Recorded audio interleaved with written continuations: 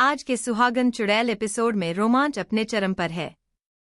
दया और मोक्ष के प्यार के बीच निशी का खतरा। दोस्तों, सच्चा प्यार चाहे कितना भी मजबूत क्यों न हो, अगर उस पर किसी चुड़ैल का साया पड़ जाए तो हालात कैसे बदल जाते हैं।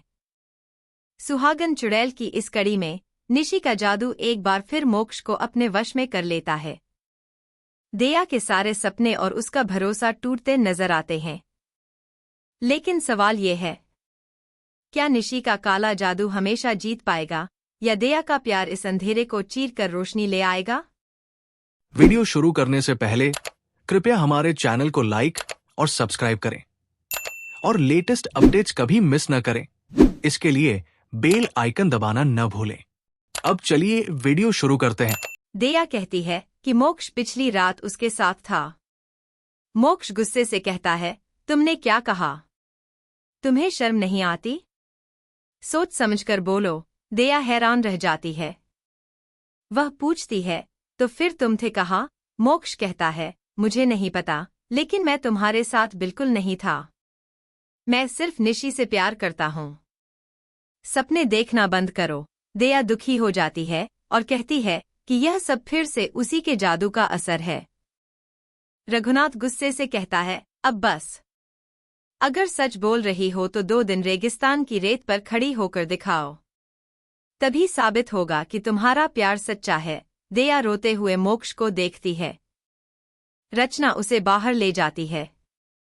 मोक्ष कहता है, इसमें दया की कोई गलती नहीं। तुम सबने देखा था निशी कैसी हरकत कर रही थी। दया शायद नशे में थी, उसी ने यह सब कल्पना की होगी। ज्योत्सना कहती है, मोक्ष सही कह रहा है। हमने देखा था दया ठीक नहीं थी। रघुनाथ कहता है, मैं मोक्ष को दया के पास वापस नहीं जाने दूंगा।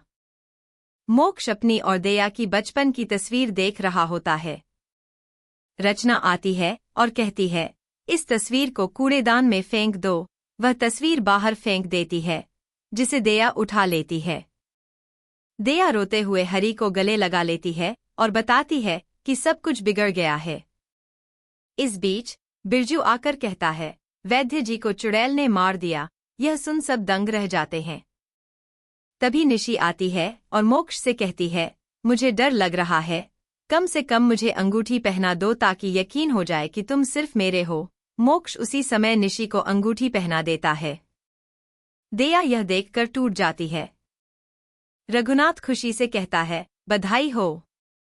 आखिरकार हमें अच्छे घर की बहू मिल गई। दया रेगिस्तान में जाकर रोती है।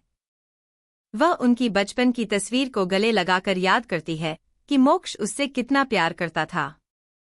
जूही उसे संभालने आती है। दया कहती है, मोक्ष मेरे सबसे ज्यादा जरूरतमंद वक्त में मुझे चाहिए। जूही कहती है, लेकिन वह तो खुशी खुशी निशी से सगाई कर रहा था। दया कहती है, वह उसके वश में है। मुझे वैद्य जी से मिलना होगा। जूही बताती है कि वैद्य जी की मौत हो चुकी है।